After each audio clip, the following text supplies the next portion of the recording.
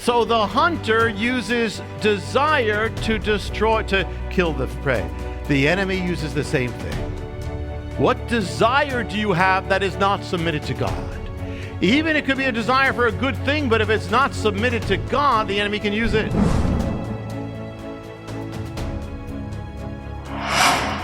If something is not leading you to God, leading you closer, it's leading you farther. If it's not of God, you got to put it away. These are the openings. If something is not openings, when you indulge that thought, there's an entrance. When you look at that website, there's an entrance. A husband, I've known husbands whose marriage fell totally apart because of pornography. That was it. Destroyed everything.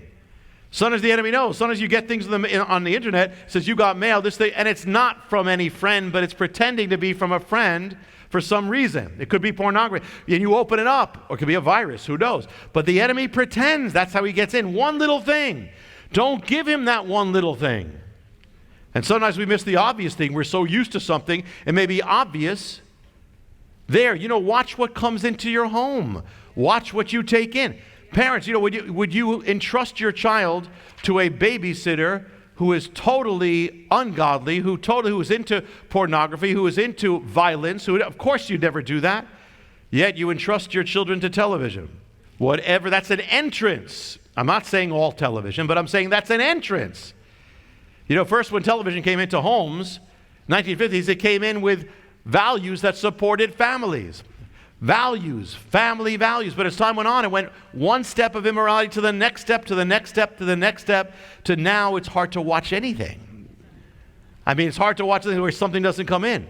Guard your house. That's an entranceway. That's an opening for a serpent. Anything that's not godly. I remember a person once came to the congregation seeking a position in ministry, but the heart was wrong. Wanted things of God, and then we said, no, you can't do that. He kind of waited at the gate and sowed complaint. Finally, we said, you have to take a rest. And tried to campaign to get back in.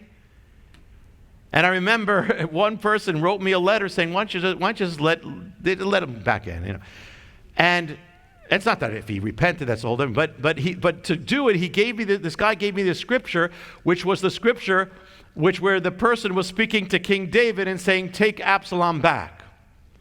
Well, King David did, and you know where that went. I said, wow, God, sometimes you make things so obvious. Another person wanted to be in the spotlight, would always flatter me, but suddenly talk about other people in ministry, and when he didn't get what he wanted, he just came to nothing. And the thing is that you have to be careful no matter what it is. Idolatry, no matter what, anything that's not God. Even if you make an idol of your ministry, that can be an idol too if you make it that way. Anything you focus on that's not him. Someone who had a problem with drinking, we told him, you have to totally avoid that thing. If you had a problem with alcohol, avoid it totally. Because the enemy knows it already. Identify it. Guard it closely. I knew somebody who was always having nightmares all the time. And in fact, it turned out he was always reading horror books. We said, well, you don't want nightmares, don't read that. You're opening it up. I remember and you maintain things from the past, God, cut those things off.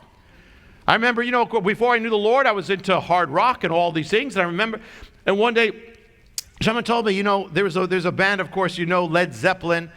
And, one day, it's, the label was called Swan Song. And when you look at it, when you look on the record, when it was on the record, you'd see this thing that looked like an angel. It was an angel, falling as it went around. Swan Song. The enemy is a fallen angel. And that was it. And I remember once I just came to the Lord, but I was still listening to music. I'm not saying all music at all. Of course not. I'm not. Listen to Christian music. Listen to something that's going to glorify God. But I'm listening to this music, and I didn't even hear the words. I never heard it before, but I listened to it. I said, that's like devil music. And I don't even use that word. I said, that's like devil. And all of a sudden the words started. I never heard it before. And it was called Dancing with the Devil. But I didn't even hear that. I just heard the music, and something told me. In Ephesians, it says, do not give the devil even one opportunity. Do not give him no place. What if he already has a foothold? cut it loose. Do what you have to do. It's like people who've been involved with organized crime. And they're always being harassed. There's the only way to do it. You just break it off. You renounce it. Burn all bridges, whatever the cost. Burn all bridges. That do not give the enemy, no matter what it costs. In Acts 19, in the book of Acts, what they did when they came to the Lord, it says they took all their occult things. I'm paraphrasing. They took all their occult things, and they didn't just say no, they burned them. They said, we don't want any part of it anymore. We don't want anything. A Ouija board, we don't want any part of it. When I came to the Lord, I took out magazines I shouldn't have had in the Lord, and I destroyed them. Took out albums that I shouldn't have had, said no more. I don't care what the cost is. The enemy also another tactic of the serpents, and several vipers, pythons, they tempt by wiggling their tail that it looks like a worm. It's a different color, looks like a worm. A lizard, a frog, sees it, hungry, approaches it, it's being lured to the tail, and then comes the strike of the mouth. The enemy lures you for the sake of destroying you, using bait. So what? Using the pleasure principle. What does a duck hunter use to get ducks? That call, duck call. Now, to you, it sounds like a duck call. But to the duck, to a duck, what they're hearing is, hi, handsome. I want to talk to you. Call me. Just dial 1-800-QUACK. That's what it is. It's a mating call. So the hunter uses desire to kill the prey. The enemy uses the same thing. What desire do you have that is not submitted to God? Even it could be a desire for a good thing, but if it's not submitted to God, the enemy can use it.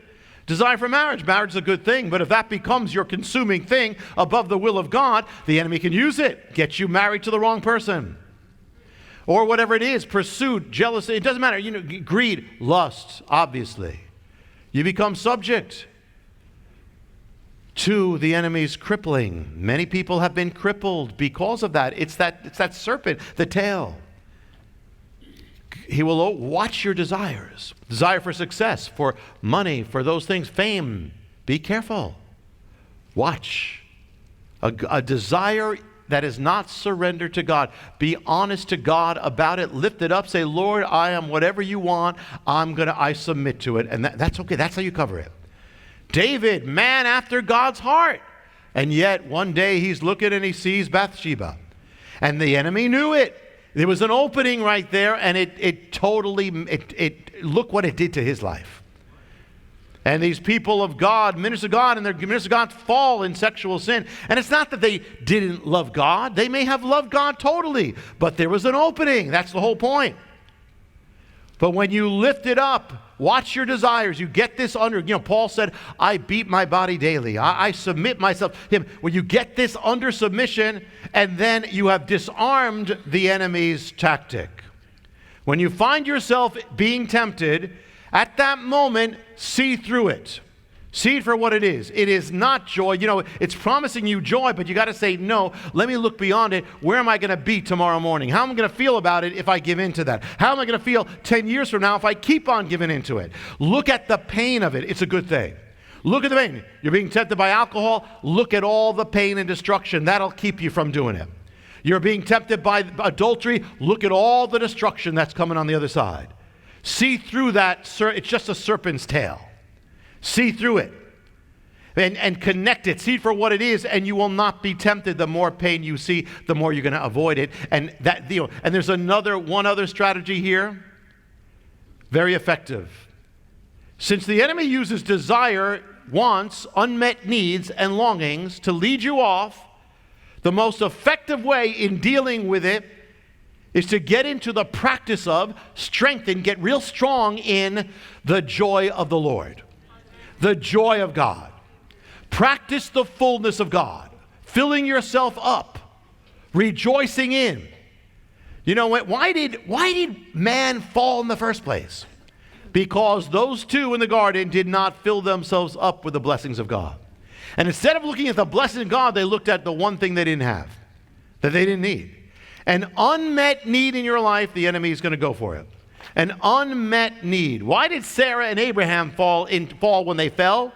Because Sarah had a need she wasn't bringing to God, and she didn't trust God to answer her the need. Why did David fall? Same way. God told him that much. He said, I would have blessed you. I would have blessed you, but you went this own way. You didn't think I would bless you. You put an empty cup in a dirty pond, that empty cup is going to get filled up right away. You put a pipe that's flowing out with water, clean water, into that pond, that pipe is not going to be touched by it. The unclean can't come in. A full, overflowing cup is not going to be touched by impurity. So with spiritual warfare. If you go into it empty, you're not going to win. You go into it full, you prevail. I've shared this, and you know this, and it happens to me. You go into a supermarket, and you are starving, you are done for. Because you'll be attracted to everything that's bad, that's fattening, that's no good for you, that's not even that good tasting. You're going to be attracted. But go into it, fill yourself up, go into the supermarket. There's some of you here who I meet in supermarkets. I'm not going to go into that. But you go into, I got to watch that, because you go into that, you see me with Doritos, you got to stop me. But you go into a supermarket, you fill yourself up, you can walk right into all those sweets, you're not going to feel anything. So it is with the enemy. You want to resist temptation? Best thing, aside from avoiding that thing and closing it off and staying away from it in every way, is to fill yourself up with the things of God. Blessings of God, the love of God, the joy of God, the Spirit of God, all the things of God, all the blessings He's given you. Rejoice in it. Husbands, rejoice in the wife of your youth. Wives, rejoice in the husbands of your youth. And rejoice in all the blessings of God you have. And so it's so good. It's a double win because it feels good and it's good for you. The joy of the Lord. This key is powerful. You got unmet desires, whatever it is, bring it to God. It says whatever it is, lift it to God. Don't be ashamed that you don't lift it to God. Lift it to God. Even if it's a desire that's gotten into a sinful area, get the desire back to God. Lord, I have this desire. Lift it up to God. Delight yourself in the Lord, and He shall give you the desires of your heart. That is key, not just good, it's spiritual warfare. You see, joy is a weapon. The joy of the Lord is your shield. It's your weapon. The joy of the Lord will be your protection. The joy of the Lord will be your strength. Rejoice in the Lord before you go into battle. Rejoice in the Lord when you're in the middle of battle. Rejoice in the Lord after you have victory in the battle. Rejoice in the Lord before you're tempted next time. Rejoice in the Lord when you are being tempted. Rejoice in the Lord. Rejoice in the Lord after you had your victory in temptation and you're not going to be tempted again back, or you're not going to fall again. Rejoice in the Lord in the good times. Rejoice in the Lord in the hard times. Rejoice in the Lord on the mountaintop. Rejoice in Him in the valley. Rejoice when you're being persecuted. Rejoice when you're being attacked. Rejoice when people love you. Rejoice when they hate you. Rejoice when you have. Rejoice when you have not. Rejoice because the very act of rejoicing is going to turn the situation around for you. And it's going to turn the enemy around for you. He can say, what? What's going on? What did I do wrong? I attacked them and they're rejoicing. It's not working. Rejoice in the Lord always. And again, I will say rejoice, for this is a safeguard for you. Rejoice in the Lord always, and you will overcome the serpent and all his strategies, for the joy of the Lord is your strength. This is Jonathan Cahn. Thanks for watching. The Return of the Gods is available literally everywhere, Amazon, wherever books are sold, and God bless you.